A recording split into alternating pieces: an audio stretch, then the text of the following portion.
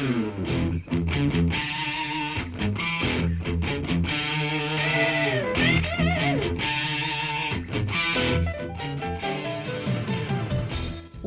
to Thriving Entrepreneur with your host, Steve Kidd, third-generation minister and 30-year business coach.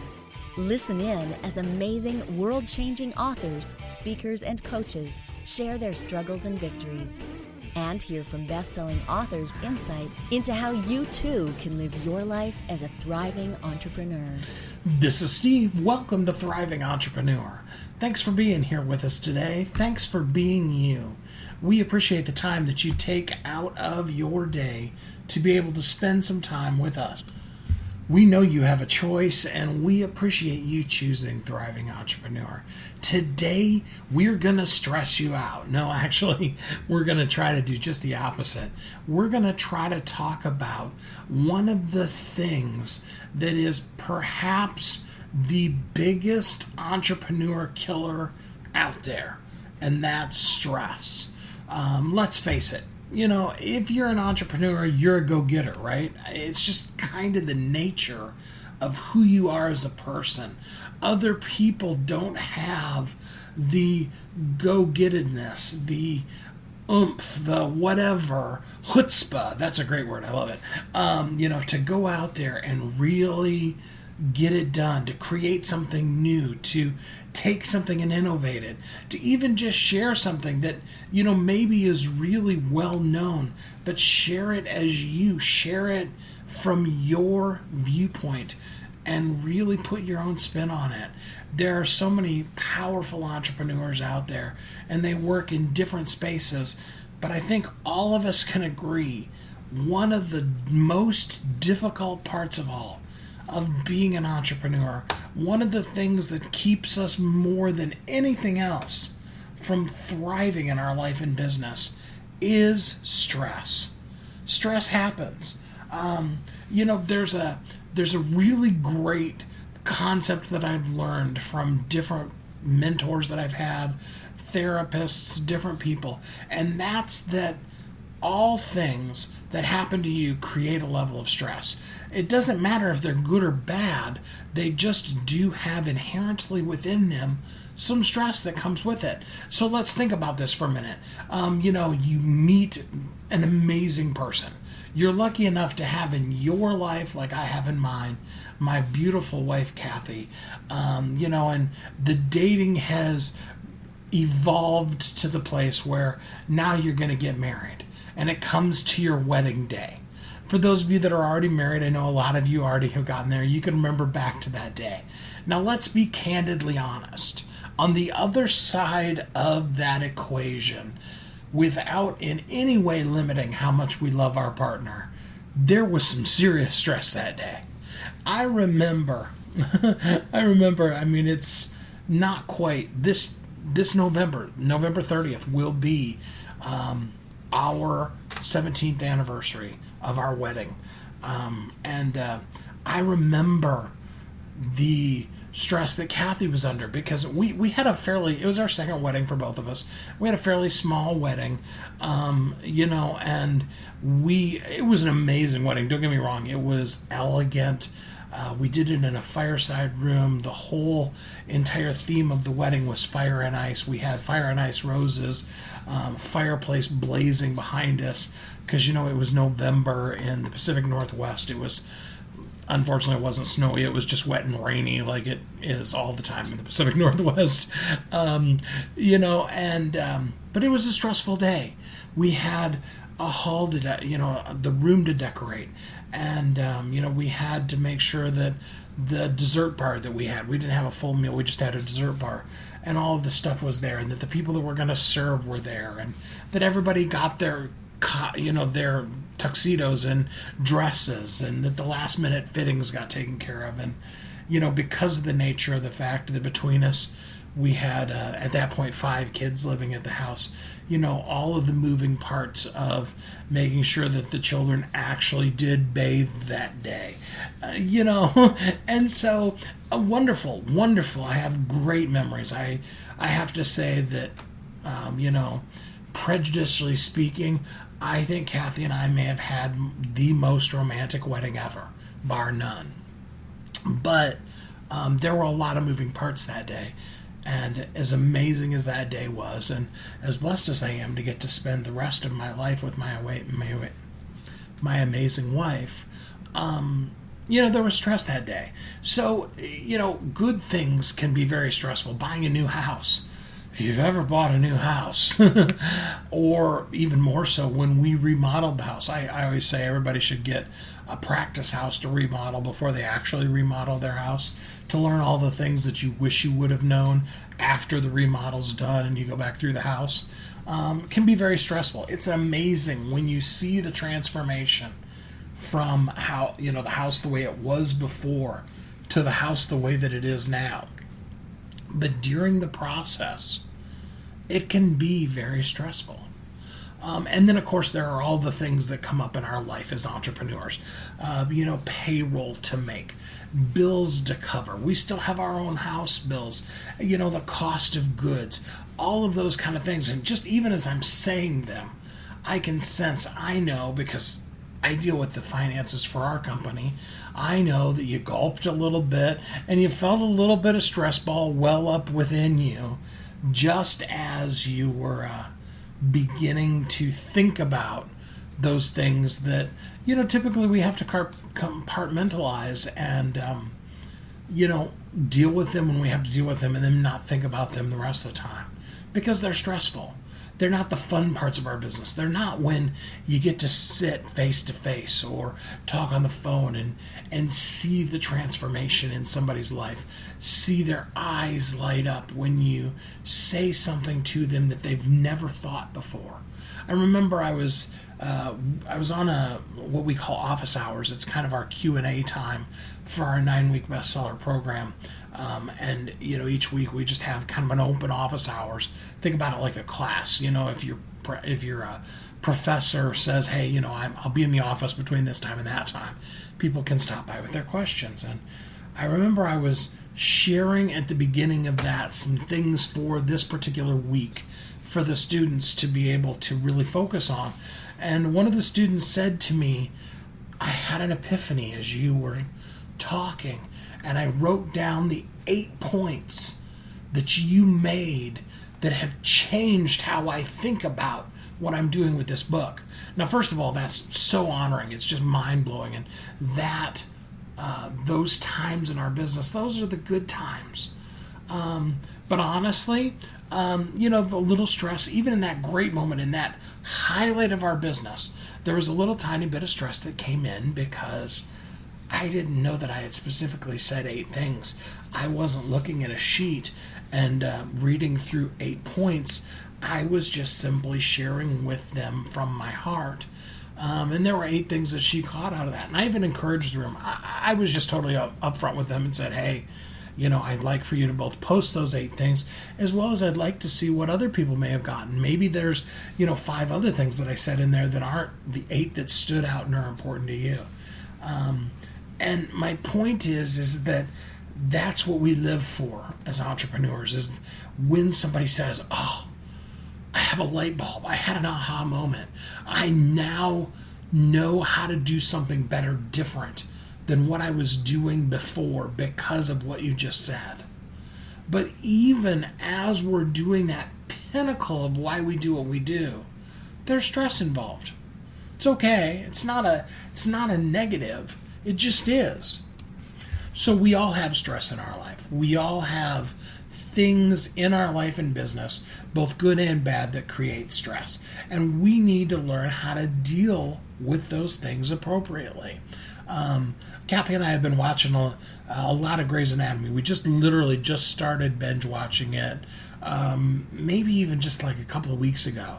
So for those of you that have watched all, whatever it is, 15 seasons of it, don't tell me, because we're only a couple of weeks, we're 4 or 5 seasons in now, whatever. But the thing I notice in that is the propensity for hard drivers like what doctors are, how easy it would be for them to become addicted to things to help them cope, whether that be alcohol or drugs or sex or those kind of things. And this isn't a commercial for Grey's Anatomy. It just simply is. It came to my mind because we've been watching it. We as entrepreneurs need to be cautious of how we deal with our stress and to deal with it in positive ways. Because if we don't, there are tendencies to do things like, you all know me, I'm pretty honest here, like I tend to do, and soothe those emotions with food and end up gaining weight that we don't want to gain. Or there are people that go the other direction and they over-exercise, overwork their body. I've actually been in that place. One of the things that Kathy and I are both dealing with now is that in 2015, we were part of a program that worked really well for us, but we both injured ourselves to the point where we're still dealing with physical injuries from overworking. And that was at that point how we were dealing with the stress. And so I'm sure as you're listening, you can think of the things that you do that are not necessarily good for you to help you deal with the stress. So today I've got an amazing best-selling author. He's going to share with you information that he has put out there into the world that can really help you be able to cope with your stress in a healthy way. Now I'm going to ask you, again, because I know that there are a lot of the listeners that are going to listen to this that are going to have a preconceived idea about the product that this particular entrepreneur is talking about. It's called CBD oil. I know some of you love it, and like Kathy and I, you swear by it. And I know there's others of you that just because of it being a cannabinoid, it automatically is on the no list. It's just wrong. And so my point today is not to hurt you emotionally in any way, but to ask you to be open, to listen to the information, and to see if it's good for you, to help you. And more than anything, regardless of where you fall with this particular product, I personally am like backflip thrilled about what this person's going to share with us. But if you end up in a different corner, that's fine. But what I ask for you is set aside your preconceived notions. Know that as an entrepreneur, you do face stress every single day. And be open and willing to look at how you can deal with the stresses of being an entrepreneur, the stresses of your daily life, and learn how to live a lowered effect of the stress life so that you can truly thrive, so that you can live your life as a thriving entrepreneur. You've heard Kathy and I talk about it. You've seen the workshops. You have watched as others of your friends have become a best-selling author. And now it's your turn. Let me ask you this. What would being a best-selling author do for your business? Over 80% of people surveyed said that they want to write a book, which means that if you're listening, you probably are one of those people. Now is your time because you have a message that needs to be shared. That message is not for you. It's not for your ego. It is because it serves other people. Kathy and I are here to help you share your unique brilliance with the world. All you need to do is go to WeHelpYouThrive.com, check us out, and find out how you can be a best-selling author today. Welcome back to Thriving Entrepreneur. This is Steve. Welcome back. Today we're asking you the question, how are you dealing with the genuine body pain in your life?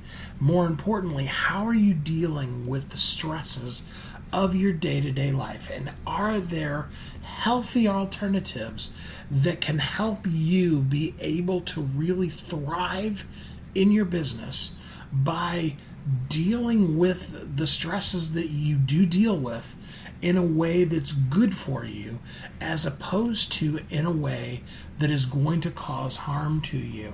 And so I'm so delighted to bring in our guest today that's going to talk to us about some things that he's learned as a nutritionist, as a sports physical therapist, to help be able to really help you deal with that stress in a healthy way that's good for you. Join me in welcoming Evan DeMarco. Hi, Evan. How are you today? I'm well, Steve. How you doing? I'm doing great. So, the different uses for cannabis products, let's say it that way, are amazing to me and have been fought for so long. So, let's start off a little bit talking about how you even, found out about it, got interested in it to begin with. It's a great question, and it's actually an interesting story, right? And we kind of look back at the history, or my personal history on this one, and it's rather tumultuous in the sense that I grew up playing sports. Sports in high school, sports in college. Sports was really my out. Of Greeley, Colorado, which is where I grew up. And if you're not familiar with Greeley, Colorado, it is the one of the largest feedlots in the country for ConAgra. So I grew up next to, more cows than people, and you can imagine the smell and kind of that alone was enough to want to get out. But just that kind of town, that kind of place didn't really appeal to me. So I always looked at sports as this, how do I get out of Greeley? And in looking at sports as my exit strategy, there was a very fundamental approach to that, and that's don't do drugs, right? Get caught with drugs, you're not playing. You're off the team, you can forget about your future. So, you kind of fast forward 20 years from that moment after I left Greeley, on a baseball scholarship, and I ended up playing professional sports. And I see in the sports and health industry that cannabis becomes this really big talking point. And I had this real visceral reaction to it. I think just kind of looking back at my sports days, I'm like, that's a drug, don't want it, nothing to do with it. I'm just completely over that concept. So even as a scientist, it took me a lot of time in looking at the research and looking at the history of this particular product and this compound to understand that A, it's not a drug, and B, there's so much potential for this in very unique therapeutic uses. So, that's really been my crusade and been kind of the my marching orders over the last couple of years is not only to help re-educate myself and to educate myself on the therapeutic value of this particular product, but help re-educate an entire generation of people who've been spoon-fed that this is a drug, and it really isn't. And the fact that cannabis is still on the same list as cocaine and heroin and opium is laughable, and that's obviously a separate political conversation. But when we really look at all the potential of this one, we haven't even scratched the surface of what CBD or full spectrum phytocannabinoids can do in impacting people's health and wellness journeys. Living in the Pacific Northwest for as many years as my wife and I have, we probably have seen the other side of that spectrum. I remember when a friend of ours first introduced us to the concept of CBD oil. And she actually we started referring to it as knee oil because she really basically tricked her mom, who is in constant pain, to use it on her knees. And then after her mom was like, "This is amazing. What's it? What is it?" Then she told her what it was.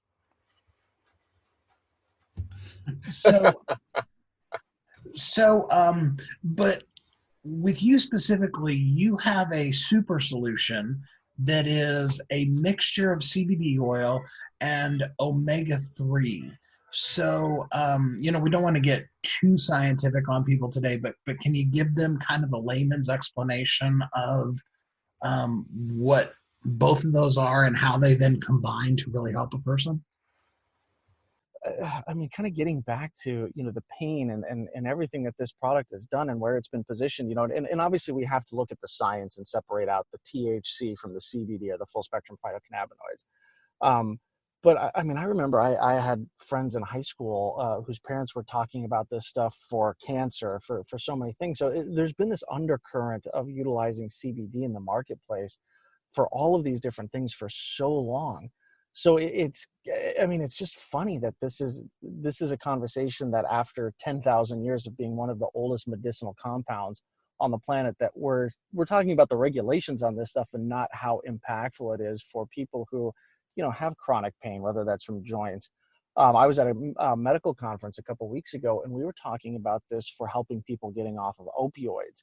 I mean, that's an epidemic in our country right now, and we're talking about the legalities of a plant versus how impactful this can be in tackling one of the major medical problems that face our country right now. So it's an exciting time in this industry, and I'm so happy to be a part of it, and, to be on the regulatory side as well as the product development side as well as the research side. But it's just funny. I mean, some days I wake up in the morning and I beat my head against the wall because I'm like, I'm having conversations with politicians about this when I should be having conversations with doctors about how impactful this can be in tackling opioids or things like fibromyalgia or cancer. And really, once we get into this, we have to deal with the regulatory side so we can start to fund the research and really find out what this stuff can do for us on a long-term basis. Yeah, and it's important. I mean, I think maybe the first thing for people who don't know that you could help us understand is what is the difference between, like a CBD oil and what a person typically thinks of when they think of THC and marijuana and that kind of thing. Great question. So when we look at THC and CBD, these are both just one of 113 unique phytocannabinoids that are sourced from the hemp plant, Cannabis sativa. And a lot of these plants have been bioengineered to have higher concentrations of one over the other. So as we look at kind of the weed industry, THC, that's the thing that's going to get you high, right? You're going to have the psychoactive element of that. That's the thing that's going to drive you to 7-Eleven at 3 a.m. looking for nachos and a salted pretzel. Whereas CBD is the non-psychoactive component of the plant. And these two are really antagonistic of each other. So as we start to bioengineer these plants, there's a unique kind of therapeutic benefit that comes when we separate out these two constituent components of it and focus on one over the other. I'm not into the THC thing. I mean, I think that there's some therapeutic applications to that, but I'm really interested in the full spectrum phytocannabinoids, which is once we remove that THC, we have these 112 unique aspects of this plant that have some real therapeutic value. So when we look at what CBD does, CBD really impacts something called the endocannabinoid system. And that endocannabinoid system, or ECS for short, because that really is a mouthful, is this endogenous lipid-based system that's kind of peripheral to the central nervous system. And it's comprised of two separate things: CB1 receptors, which are located in the brain, CB2 receptors located throughout the body. And when we look at the brain chemistry of taking in CBD or full spectrum phytocannabinoids, we see, impacts for things like sleep, stress, anxiety, appetite control, traumatic brain injury from neural inflammation. Nate Jackson, a former Denver Bronco, wrote a really interesting book about traumatic brain injury and football players, and how so many of these guys are using CBD now just to treat the ongoing, effects of traumatic brain injury, concussions, headaches, all of those things. And then when we look at the body, we look at the CB2 receptors, we look at CBD impacting things like inflammation, joint pain, just pain modulation, pain suppression. So when we really optimize this endocannabinoid system through the intake of these full spectrum phytocannabinoids, we really see some cool therapeutic benefit. And again, we haven't even scratched the surface of what the potential is. One of the things that I'm really excited about over the next couple of years is how do we separate out these 112 unique components and then put them back together in varying degrees for indication-specific response. So the science on this it's still in its infancy, and what we're really going to see, I think, over the next 5-10 years is the modulation of full spectrum phytocannabinoids to really look at very unique indications.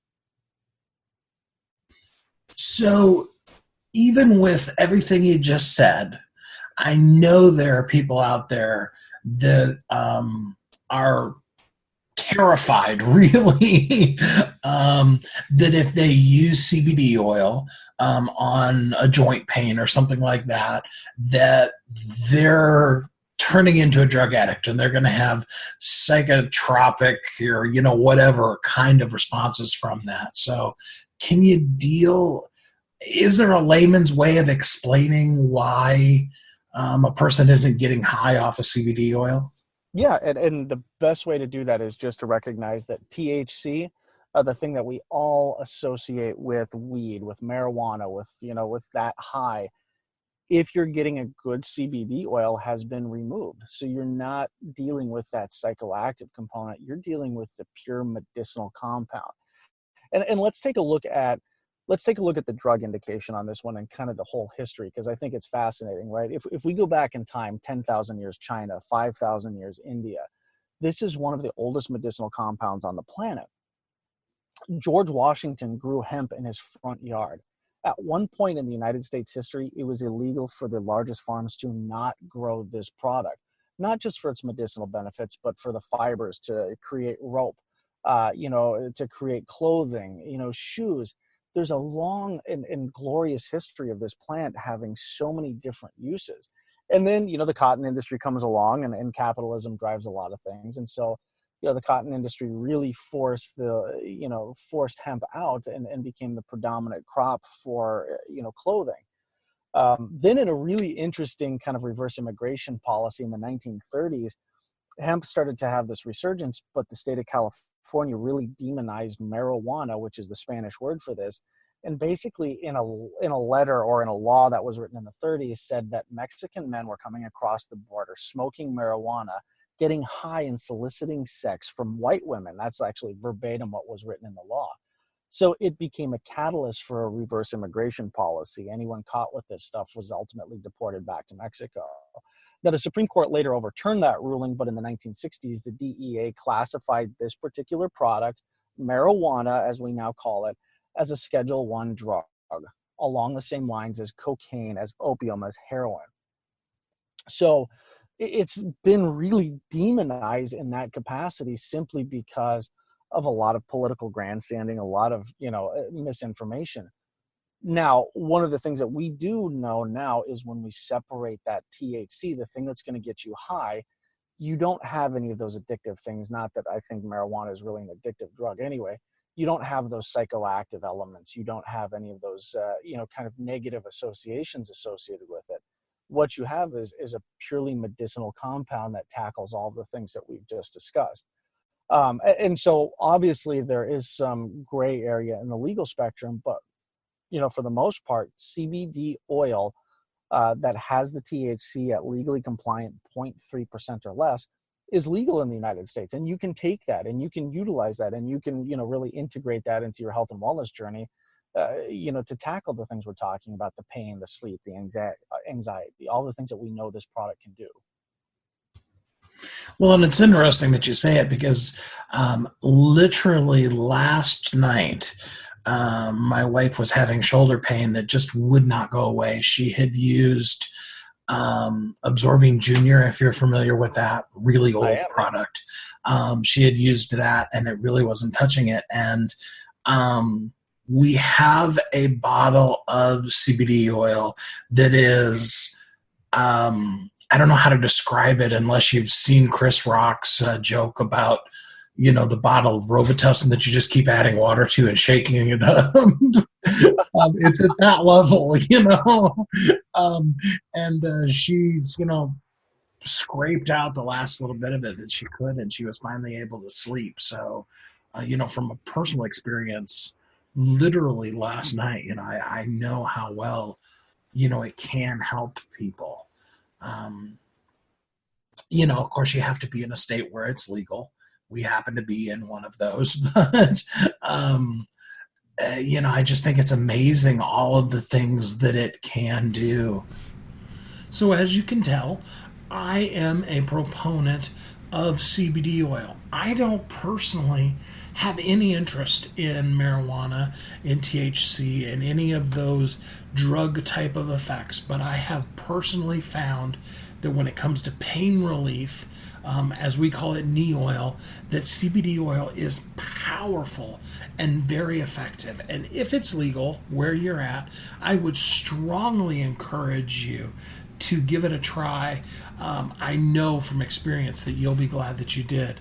Because remember, ultimately, what I want to offer to you today is a way to cope with your stress, a way to cope with the day-to-day pains in a way that benefits you so that you can really live successfully, so that you can thrive, so that you can live every moment of each day as a thriving entrepreneur. You've heard Kathy and I talk about it. You've seen the workshops. You have watched as others of your friends have become a best-selling author. And now it's your turn. Let me ask you this. What would being a best-selling author do for your business? Over 80% of people surveyed said that they want to write a book, which means that if you're listening, you probably are one of those people. Now is your time because you have a message that needs to be shared. That message is not for you. It's not for your ego. It is because it serves other people. Kathy and I are here to help you share your unique brilliance with the world. All you need to do is go to WeHelpYouThrive.com, check us out, and find out how you can be a best-selling author today. Welcome back to Thriving Entrepreneur.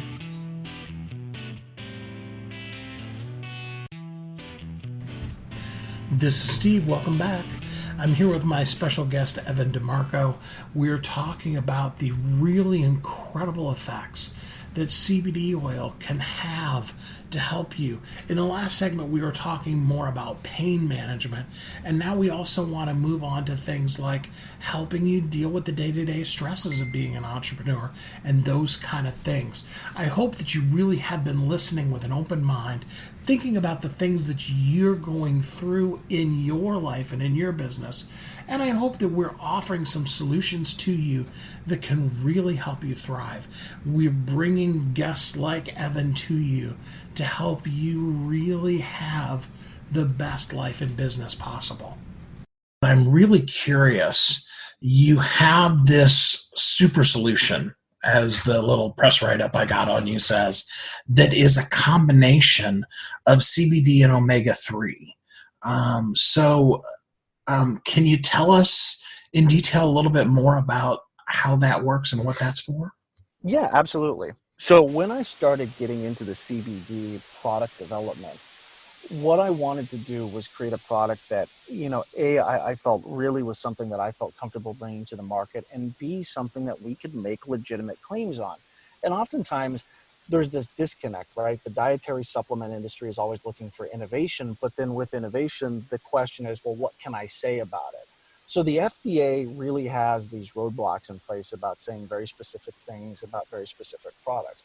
So there's some really unique synergies about polyunsaturated fatty acids and CBD, and the polyunsaturated fatty acids being the omegas. Some interesting clinical research has been done on PUFAs, omega-3s, specifically high concentrate ones, and their impact on the endocannabinoid system. So I started looking at some of this research. I'm like, now we can start to talk about this endocannabinoid system using some existing literature in the marketplace and allow CBD, which really we know has this impact on it, but doesn't necessarily have the FDA double-blind placebo-controlled studies to validate it, allow that CBD to piggyback off that. Now, one of the other things that I really like about omegas is, its whole inflammation modulation response in the body. But it doesn't happen overnight, right? If you've got joint pain like your wife had last night, you don't go to the vitamin cabinet and pop an omega and expect that it's going to happen or it's going to fix that problem right away. Interestingly enough, CBD seems to have almost an instantaneous impact. So it's really cool in the sense that the dietary supplement has always been a supplement versus the pain pill. If you've got a headache, you don't go to an omega, you go to the Advil. Well, this combination of products really allows us to look at long-term inflammation resolution with the omegas, but immediate pain modulation with the CBD. Now, one of the other things that was really cool about this particular product, and is something I'm very passionate about, is trying to help people deal with the daily stress of life. So this particular product that we're talking about, which is the Omax Stress Remedy, actually has a third ingredient called L-theanine, which is derived from green tea leaves. And this particular product has a real calming without being sedative impact. So when we combine all of these, we're really modulating stress and helping people, basically just break that sleep stress cycle. So not only are you dealing with inflammation and pain, but you're getting into deeper REM sleep, you're recovering better while you are sleeping, you're waking up less stress, your cortisol levels are lower. And so you're going throughout your day, being less reactive to stress markers or, stress situations. And so you're just able to really kind of chill out. So in layman's terms, we've kind of created a great chill pill.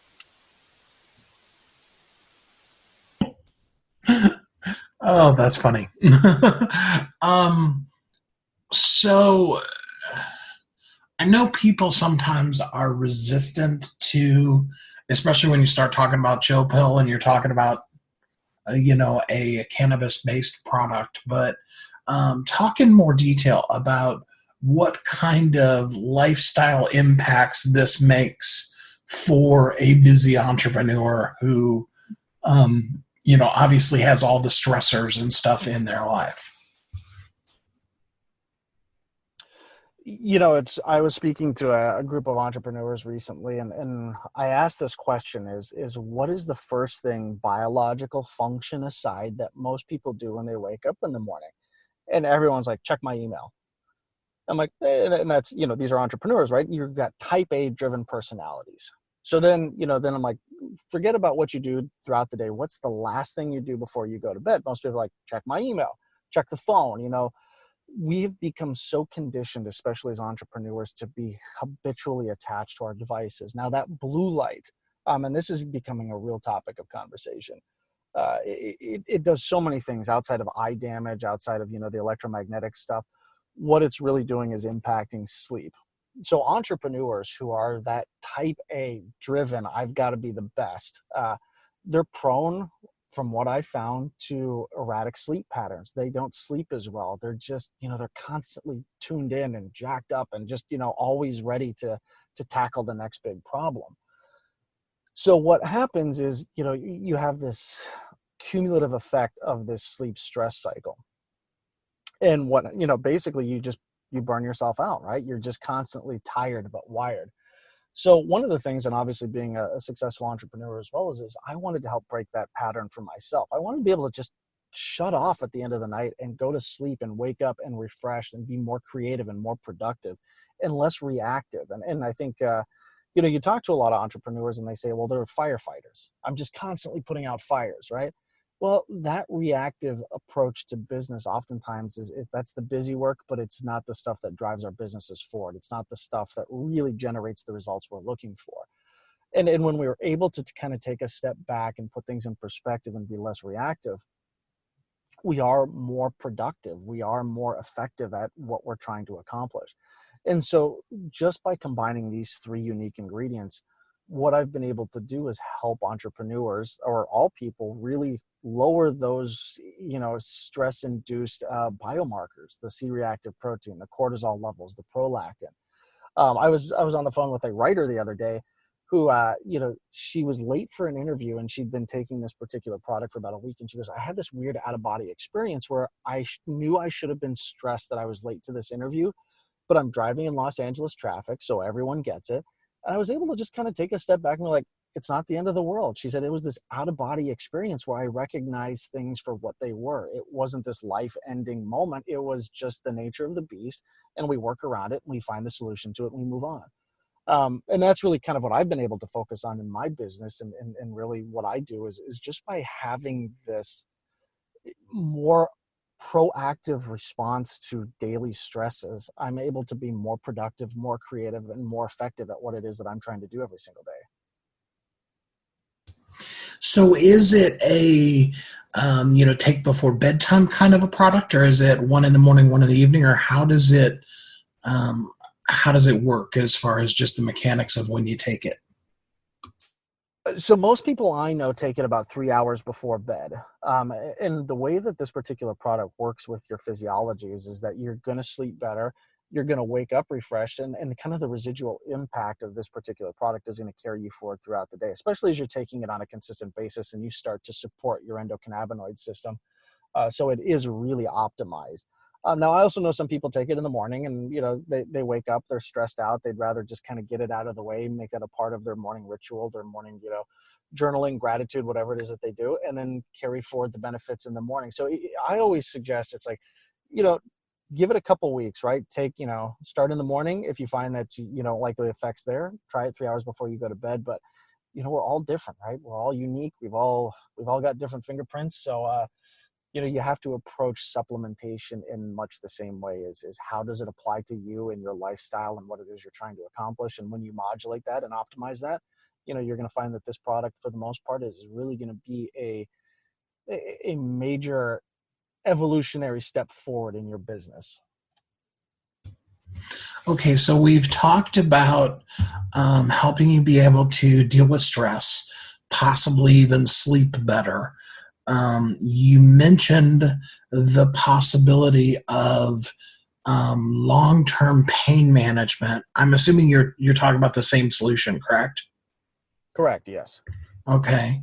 And then did I hear you infer that there are, although I know that the FDA really regulates making claims like this, there are potentially weight control properties of it as well?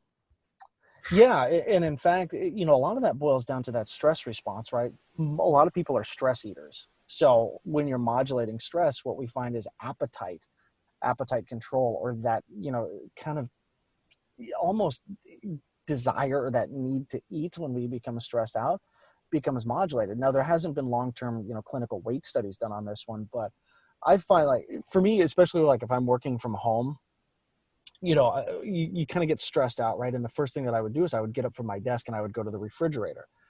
I don't know about you, but I would do this multiple times, right? I wouldn't see anything that I'd like, and then I'd do the lap around the house and I'd go back to the refrigerator. I either compulsively or somehow thinking that like the refrigerator fairies put something else in there that I didn't see the first time around. And so, it's funny, right? We all have our unique responses to stress. Some people lose their appetite. A lot of people gain an appetite. So when you're modulating stress, your brain is able to kind of take a step back and look at things like, I'm not hungry right now. I don't actually need food. That's just a diversion from me dealing with the stress. And that's a reactive response instead of a proactive response. So I think as we really get into CBD research and we get into this full spectrum phytocannabinoid research, we're going to see some weight loss products that come out for people who aren't necessarily like binge eaters. They're just stress eaters. They get stressed out and they go to the junk food. They go to the sweets. They go to those, those sugary substances that trigger that part of our brain that's kind of the gratitude center saying, oh yeah, I like that. So I mean, sugar is a drug, I think probably one of the worst drugs in the world. And,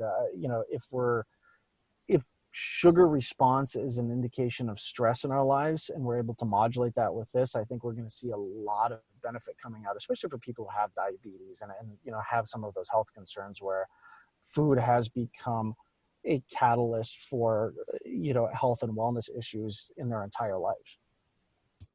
Talk about something that should be listed as a type 1 what did you call it, substance that goes around with heroin and opioids and things like that. Sugar should be the top of that list. Absolutely. Amen to that, brother. Not that any of us are probably going to give up sugar anytime soon, but, we all know it. It's funny. Kind of being just a nutritionist and really looking at it, it's one of those things. I mean, like I have my sugar cravings on, but just by eliminating it predominantly from my diet, the way that that's made my life, the improvements that that's made in my life are I don't even know if I could quantify them in speech. So you have the people who are like, okay, I have lifestyle issues. That means that I'm taking Advil or Aleve or Tylenol or combinations thereof every day. That could get some real benefits out of this product, as well as, of course, the stress reduction thing that every entrepreneur, I think, wants. So how does it what's the best way for a person to try it out and see if it works for them? I mean, I know there are places that are like, try it for 30 days and then after that. So how do you best suggest people see how it's going to work for them? Is there a certain amount of time you need to take it before you're going to really see the effects? Like it might not happen with one, but if you do it consistently for 30 days, it will. Yeah, that actually is a great question, right? Because then that brings up the conversation about where should you be buying your stuff? What type of delivery system should you take? So I'm going to attack that question in a couple different answers here. First thing is I always look for soft gels. I like content uniformity in a delivery system. I want to make sure that everything that I put in my mouth has been tested so I know exactly what I'm getting with each soft gel. When you look at some of the other delivery systems, whether those are tinctures or gummies or chocolate bars or sodas or whatever it is that's out there, you've got all of these different delivery systems. So you're not really guaranteeing what you're putting in your body is consistent dose after dose. So soft gels are kind of my first thing. The other thing is there's a lot of cowboys in this industry, right? The CBD is the latest gold rush. I think Forbes indicated that we're looking at a $3 billion market share by 2020. That's brought a lot of the yahoos out of the closet, everyone looking to make a quick buck. So my second bit of advice when people ask me, what I should take is make sure you're working with a reputable sports or nutrition company, someone who's been in the marketplace for a long time, who has multiple products that aren't just CBD based, someone who actually has done the due diligence on the legal side, on the compliance side, on the manufacturing side to make sure that you're getting a consistent product. I know people who've actually, purchased stuff online. It was supposed to be full spectrum, quality hemp oil or CBD oil without THC and then failed drug tests. So, I mean, these are some concerns that we all have to address in this industry. And as the hemp farm bill gets a lot closer to being passed, these are some more political conversations about what really is a positive drug test. But, look to a company who hasn't banked their entire revenue stream off of just CBD. A company who's got a lot to lose, and so therefore they've done the due diligence in manufacturing a product for you. Now, of course, obviously, I make a lot of these products, and so the Omax CBD or the Omax Stress Remedy product that we've been talking about, I think is fantastic, and you can go to the Omax Health website and see that. Now, typically, from an efficacious standpoint, most people will feel a difference probably within 24 to 72 hours, especially in sleep and stress. Pain might take a little bit longer depending on how isolated that pain is and what the catalyst of that pain is. But, I typically say if you don't notice a difference in a week, either, this product isn't for you or you need to up your dose a little bit until you find that happy spot, that equilibrium where you're taking enough in that your body does respond to it. So I want to be sure that I'm clear on one thing. So you're an advocate for this. You do recommend Omax, but I think it's important for people to realize, it sounds like, if I'm hearing you correctly, you aren't actually pushing a product that your company sells. Is that right, or did I miss something in there? No, honestly, I'm an general for CBD. I'm an advocate for CBD as it impacts and as it's necessary for specific people. One of my biggest beefs in this industry is you get a lot of people throwing out the panacea concept. My product is good for every single person and you need to be, using this every single day. That's absolutely not true. Every person should be working with a good physician, a naturopathic doctor, a chiropractor, even your primary care physician who understands the nature of these products, can look at relevant diagnostic data to say, yes, this product might work for you, or no, this product doesn't make sense for you. So as even though I manufacture this product, even though I created the Omax product, I'm an advocate for the product in general and to make sure that it's right for a specific person. So, part of the problem with our industry, in a lot of industries, is, we want to try to get every customer. You don't need. Unfortunately, at this point, we actually ran into some technical difficulties with the recording, and Evan's final phrases about you not needing every customer, but just simply to reach the people that you are meant to reach. got lost. And of course, we want to give you an opportunity to be able to go further, go deeper with Evan. The number one thing I'd like you to know is you can go to omaxstressremedy.com.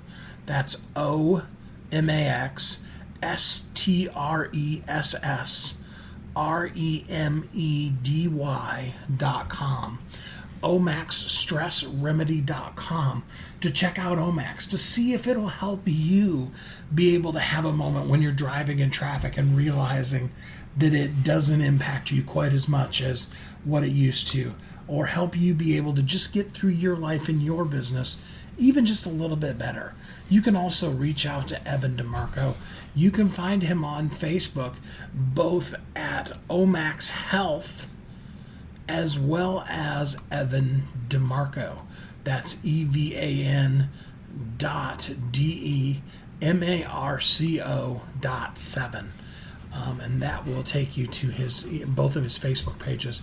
I encourage you to take the conversation further and deeper with Evan, and I encourage you to check out Omax. Check out what kind of situations, what kind of things might really help you be able to deal with the stresses that you have in your life a little better, to make it through your day a little bit better, and to really truly find yourself in every day working, living, and thriving as a thriving entrepreneur. You've heard Kathy and I talk about it. You've seen the workshops. You have watched as others of your friends have become a best-selling author. And now it's your turn. Let me ask you this. What would being a best-selling author do for your business? Over 80% of people surveyed said that they want to write a book, which means that if you're listening, you probably are one of those people. Now is your time, because you have a message that needs to be shared. That message is not for you.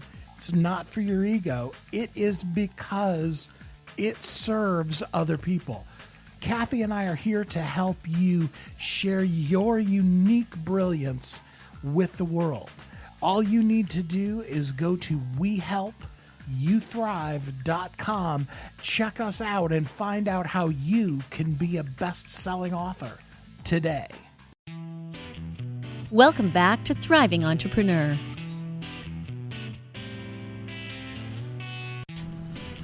This is Steve. Welcome back.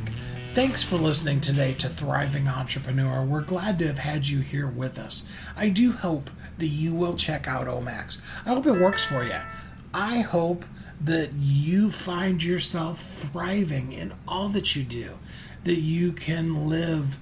I know it's not possible to wish for you a stress-free life, but I do hope that you can live in such a way that the stress doesn't have as devastating of an impact on you as it so easily can.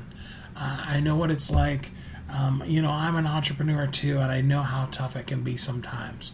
I also encourage you, I want you to think back now at how passionate Evan was about the things he was talking about how much information he brought to you from things that he's learned as he's lived his life. Now think in your own life. What are the things that you're passionate about? What have you learned through life experiences, through overcoming, through some of those pains and bumps and bruises that you've gotten that are now scabbed over, or maybe they're even scars emotionally or physically? I know some of them you're glad you came through because they made you better, they made you stronger. And some of them you wouldn't wish on your worst enemy. But all of them, you're now here on the other side of it, and you've got something to share. You have amazing opportunity right here in front of you to be able to really make a difference in the world. Whether it be that, you've helped develop a product like what Evan did, that's helping people live a better version of their life. Or whether it be that you just really love people, and that genuine love you have for people when you're talking to them can come through. Maybe you're a very inspiring speaker. I love the stories that Lisa Nichols tells because she talks about how, she's had teachers who have literally told her, you're never going to amount to anything. Please do not ever get up in public, stand in front of people, and do any public speaking because it's just not your talent. Now imagine if Lisa would have held on to that and never spoken in the world. Lisa is massively inspiring. When she's on stage, she can inspire you. I mean, she could get up there and read to her grocery list. And you'd be like, you know what? I'm inspired to go to the grocery store and buy, and all the things that she just said. It's highly amazing to watch her inspire people. Other people are really good at breaking down technical information in digestible ways. They're more of an informational speaker, but they bring that information in a way that isn't like, you remember the old movie Ferris Bueller's Day Off, where the guy's standing up there, Bueller. It isn't that monotone, boring, hope you don't fall out of your chair when you do fall asleep kind of thing. But it's information, but it's presented to you in such a way that you really take it in and you really learn. Other people have other giftings. Some people, their gifting isn't being up on stage.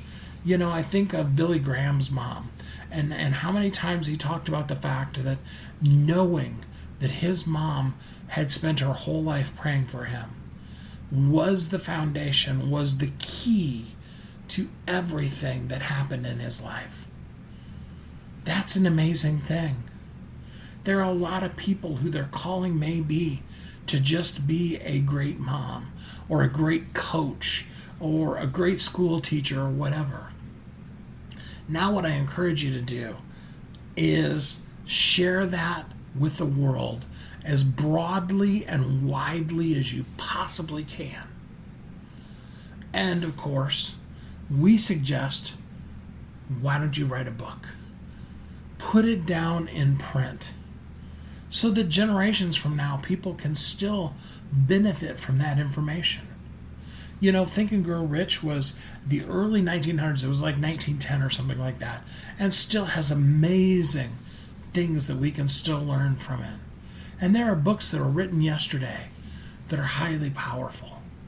And so I encourage you to get on board the concept of you doing your part in the world. Join us at Bestsellers Guild. Share your message with the world. Just go to bestsellersguild.com. Join our free group. We'd love to have you there. We'd love for you to share your message and to help make it a bestseller. Because you are uniquely brilliant. There's no one like you. You are created for a purpose. You're not an accident. You're not here just by happenstance. There is a purpose for you. And that purpose is for the world. The world needs you. Your message, the things inside of you, what you've come through, they're not for you. They're meant for the people whose lives you can change when you share them. And that's why Kathy and I are here with Bestsellers Guild, to be able to help you share your message with the world and to live every day of your life as a thriving entrepreneur. Thanks for listening to Thriving Entrepreneur today. If you want to get your question answered, send an email to questions@wehelpyouthrive.com. We look forward to you joining us again next time. You've heard Kathy and I talk about it. You've seen the workshops. You have watched as others of your friends have become a best-selling author. And now it's your turn. Let me ask you this. What would being a best-selling author do for your business? Over 80% of people surveyed said that they want to write a book, which means that if you're listening, you probably are one of those people. Now is your time because you have a message that needs to be shared. That message is not for you. It's not for your ego. It is because it serves other people. Kathy and I are here to help you share your unique brilliance with the world. All you need to do is go to WeHelpYouThrive.com, check us out, and find out how you can be a best-selling author today.